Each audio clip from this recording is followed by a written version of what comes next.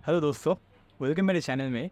तो आज की इस वीडियो में मैं आप लोगों के जो सारे क्वेरीज है जो आप कमेंट करते हो लेकिन मेरे कम टाइम होने के वजह से मैं रिप्लाई नहीं कर पाता हूँ, उन क्वेश्चंस को मैंने आज लिया है। कुछ क्वेश्चंस को सिलेक्ट किया है, उनका आंसर मैं आज दूंगा आपको। तो काफ़ी अच्छे सारे क्वेश्चंस हैं। शुरू करते हैं। पहला सवाल जो पूछा गया है ये है, भैरव ने पूछा है कि आरआरबी पीओ के लिए कितने तक तारीख तक का करंट अफेयर पढूं भाई। तो करंट अफेयर जो किसी भी बैंकिंग एग्ज़ाम के लिए नॉर्मली पूछा जा रहा है वो लास्ट 6 मंथ, मेंस एग्ज़ाम से लास्ट 6 मंथ का पूछा जा रहा है। तो अगर लास्ट 6 मंथ आपने बहुत अच्छे से पढ़ लिया है तो आपके लिए इनफ है, ठीक है। नहीं तो लास्ट 4 मंथ जो होता है उनको भी, अगर सबसे पहले तो 4 मंथ कवर करने का कोशिश करो, उसके बाद 6 मंथ पढ़ो, ठीक है। तो सबसे पहले लास्ट 4 मंथ मीन्स एग्ज़ाम से एकदम अच्छे से कवर कर लो, और फिर टाइम बचे तो लास्ट जो 2 मंथ है, शुरुआती के 2 मंथ यानी टोटल 6 मंथ होगा, उनको भी पढ़। तो लास्ट 6 मंथ ओवरऑल बोला जाए तो। इसके बाद नेक्स्ट क्वेश्चन में आए तो ये किसने पूछा है, स्पार्क्स कंप्यूटर। भैया मैं झारखंड से हूँ पर मैं आईपीएस क्लर्क और पीओ एग्ज़ाम वेस्ट बंगाल से दूंगा, तो बंगाली आना कंपलसरी है क्या। देखिए, यहाँ पे क्लर्क और पीओ का बात बोला आपने। पीओ का तो ऑल इंडिया पोस्टिंग होता है, ठीक है। लेकिन क्लर्क का जो होता है वो अगर जिस स्टेट से आप अप्लाई करोगे उसी स्टेट में आपको रहना होगा, तो उस स्टेट का लैंग्वेज आपको आना चाहिए। पढ़ना लिखना बोलना तीनों आना चाहिए, ठीक है। तो अगर आप वेस्ट बंगाल से देना चाहते हो तो वेस्ट बंगाल में शायद बंगाली और नेपाली है आई थिंक। तो आपको आना चाहिए एक लैंग्वेज, लिखना आना चाहिए, ठीक है। जब आपका एलपीटी होगा, लैंग्वेज प्रोफिशिएंसी टेस्ट, वहाँ पे आपको वो लोग कुछ भी कह सकते हैं कि 2 लाइन लिखो या 4 लाइन लिखो, या न्यूज़पेपर से ये लाइन दे दिया और ये लाइन लिखो, ठीक है। तो वहाँ पे कुछ भी वो उनके हिसाब से मर्ज़ी से दिया जा सकता है। लेकिन जो मैंडेटरी जो है वो आपको लिखना आना चाहिए और पढ़ना आना चाहिए, ठीक है। बोलना तो ठीक ठाक आप बोल, अगर थोड़ा बहुत बोल दोगे तो हो जाएगा, लेकिन लिखना आना चाहिए क्योंकि वहाँ पे आपका एग्ज़ाम होगा। तो ये गया एलपीटी का क्वेश्चन। इसके बाद ये किसी ने पूछा है, इतना सब तो पुलिस में भी नहीं करवाते बैंक वालों को, बैंकर चाहिए कि गार्ड। अच्छा, ये जो मतलब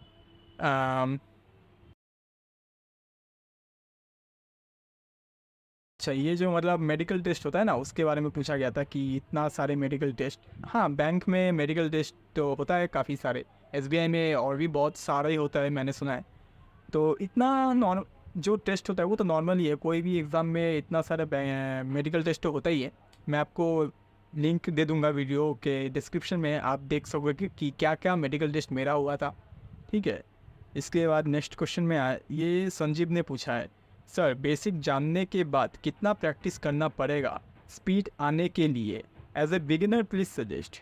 तो इसका आंसर ये है कि ये आप पे डिपेंड करता है कि आपका प्रीवियस नॉलेज कितना है। अगर आप एकदम ज़ीरो लेवल से स्टार्ट कर रहे हो तो स्पीड आने में थोड़ा तो टाइम लगेगा, ठीक है। मैंने जैसा एकदम ज़ीरो से स्टार्ट किया था, मुझे स्पीड लाने में 2 साल तो लग गए, ठीक है। 2 साल लग गए। तो ये आप पे डिपेंड करता है। अगर आपका प्रीवियस नॉलेज अच्छा है, आप थोड़ा बहुत मैथ जानते थे, मॉडरेट लेवल स्टूडेंट है, तो आपका जल्दी हो जाएगा, ठीक है। और अगर आपने मैथ ही पढ़ा था तो आपका तो बहुत ही कम कुछ महीनों में आ जाएगा। तो ये आप पे डिपेंड करता है कि आपको कितना मैथ आता है, ठीक है। तो डरने का बात नहीं है, हमें जितना टाइम लगेगा उतना टाइम देना है और सीख कर एग्ज़ाम क्रैक करना है, ये एटीट्यूड होना चाहिए। इसके बाद नेक्स्ट क्वेश्चन में आए तो ये किसी ने पूछा है, अब और जॉब मत अप्लाई करो, दूसरों की वैकेंसी का भी सोचो। मैंने और जॉब अप्लाई नहीं किया था।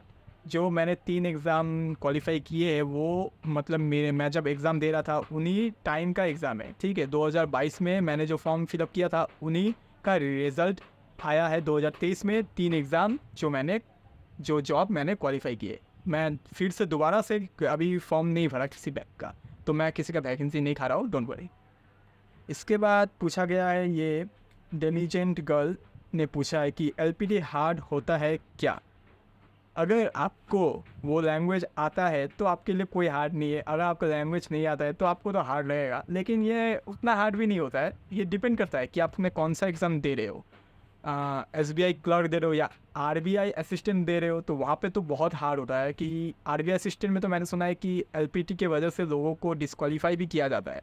लेकिन जैसे मैंने ग्रामीण बैंक में बोल रहा हूँ या फिर कोई IBPS क्लर्क, ठीक है, यहाँ पे उतना हार्ड नहीं होता है। अगर आप LPT में क्वालिफाई नहीं कर पाए तो आपको टाइम भी दिया जाता है, ठीक है। तो इतना हार्ड नहीं होता है, नॉर्मली होता है। जो सिर्फ चेक करते हैं कि आपको लैंग्वेज आता है भी या नहीं, ठीक है। तो ये डिपेंड करता है हार्ड एग्ज़ाम पे, ठीक है।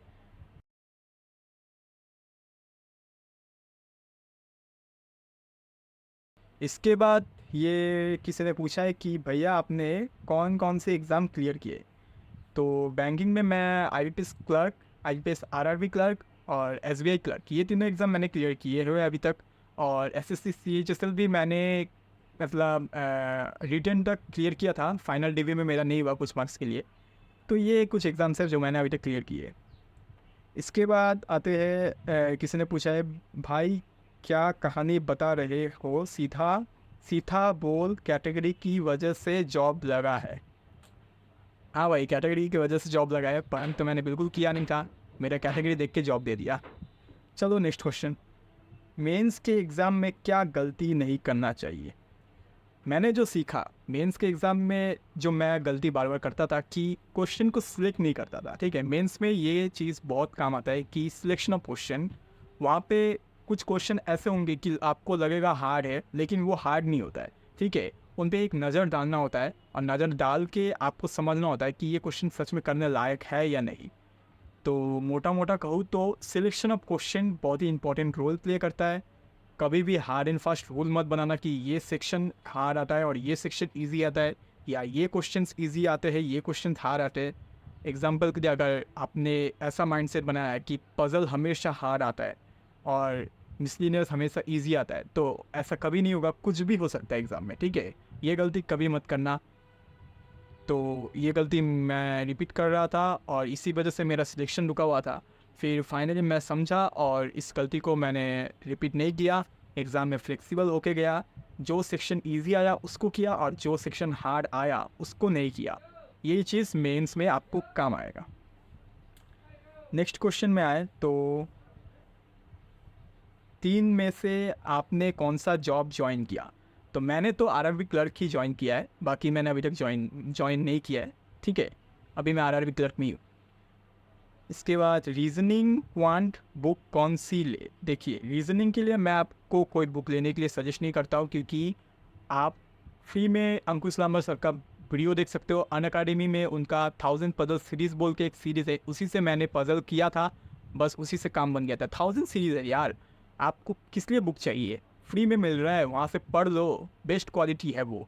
बेकार में क्या बुक खरीदोगे, ठीक है। अंकुश लांबा सर का 1000 पजल सीरीज़ है, और 1000 क्या, आप 30 सवाल भी देख लोगे तो काफ़ी हो जाएगा। तो 1000 पजल सीरीज़ देखो, अंकुश लांबा सर को फॉलो करो। और मैथ के लिए मैंने SSC का जो किरण का बुक है वो पढ़ा था। अभी तो फ़िलहाल मार्केट में बहुत सारा बैंकिंग का बुक आ गया होगा, ठीक है। मेरे टाइम में मुझे बैंकिंग का उतना नॉलेज नहीं था, तो मैंने किरण का बुक से एरिथमेटिक, जो मतलब चैप्टर्स तो सेम ही रहते हैं, ठीक है, SSC और बैंक का एरिथमेटिक पोर्शन वाला। तो एरिथमेटिक का जो था वो मैंने किरण का बुक से ही लगा दिया था। तो यही था। इसके बाद नेक्स्ट क्वेश्चन, ब्रो आपका पढ़ाई का स्ट्रैटेजी बता दीजिए। यार मैंने हर एक सब्जेक्ट का इंडिविजुअली वीडियो बनाया हुआ है, मैं डिस्क्रिप्शन में लिंक दूंगा, आप देखो उसको जाके, ठीक है। फिर आया है, क्या अपॉइंटमेंट लेटर पोस्ट ऑफिस में आता है। अगर मैं अलग जगह में रहता हूँ, कैसे मिलेगा अपॉइंटमेंट लेटर, ज़रूर बताइए।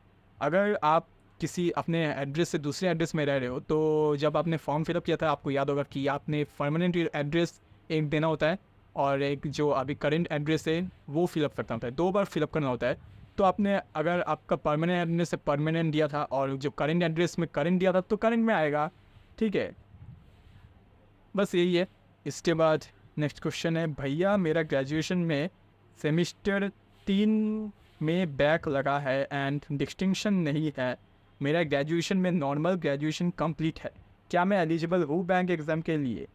देखिए, आपका कितना बैक आया है, क्या आया है, वो सब मैटर नहीं करता, ठीक है। आप अगर ग्रेजुएशन कंप्लीट कर लिया किसी भी तरह से, कोई भी ग्रेजुएशन किसी भी स्ट्रीम से कंप्लीट किया है और आपका रिज़ल्ट उस दिन नोटिफिकेशन में जब आता है, नोटिफिकेशन में डेट दिया रहता है कि इस डेट से या इस डेट तक आपका रिज़ल्ट आपको मिल जाना चाहिए या आपका रिज़ल्ट पब्लिश हो जाना चाहिए, ठीक है। अगर आपका ऐसा है, आपको रिज़ल्ट मिल गया है उस दिन से, उस तारीख से पहले, तो आप एलिजिबल हो, बस सिंपल। इसके बाद पूछा गया है सोर्स बताओ sir current affair and computer का। करंट अफेयर मैंने एफएक्स क्लाउड पीडीएफ से पढ़ा था, डेली क्यूएनए का जो पीडीएफ आता है, और कंप्यूटर का मैंने ऑलिव बोर्ड का वोल्ट पीडीएफ जो आता है उसको पढ़ा था।